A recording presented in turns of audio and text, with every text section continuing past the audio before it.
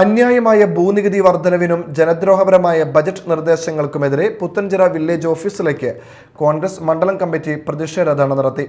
Puthenchira village ഓഫീസിന് മുൻപിൽ നടന്ന പ്രതിഷേധ ധർണ DCC general secretary TM Nasar ഉദ്ഘാടനം ചെയ്തു.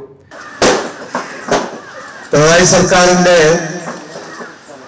ഒന്നാം ടേമിന്റെ കാലത്ത് അവസാനത്തെ ബഡ്ജറ്റ് ഒരുപാട് ആനുകൂല്യങ്ങൾ വാരിക്കോരി ചൊരിഞ്ഞു കൊടുത്ത ഒരു ബഡ്ജറ്റായിരുന്നു.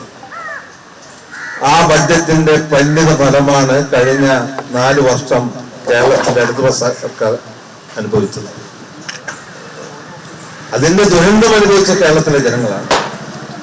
നടക്കാത്ത കാര്യങ്ങൾ വീണ്ടും അധികാരത്തിൽ വരുമെന്ന് ഒരു പ്രതീക്ഷയുമില്ലാതെ വാരിക്കോരി പ്രലോഭനങ്ങൾ നടത്തി ജനങ്ങളുടെ മുമ്പിൽ അവതരിപ്പിച്ച അന്നത്തെ ഒന്നാം പിണറായി സർക്കാരിന്റെ ബഡ്ജറ്റ് അവസാനത്തെ budget.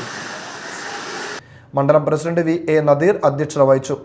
TS Shaji, Jijo Areekkadan, CK Yuddhi, VS Arunraj, Subhash Panangadan, Vasanthi Subramanian, TK Johny, Shaiju Ambatt, KP Prajeesh, Jerome Karimalikkal, Sijin Ummer എന്നിവർ പ്രസംഗിച്ചു. PV Salam, Tony Kannayi, Joju Payyappally, PN Santhosh എന്നിവർ നേതൃത്വം നൽകി.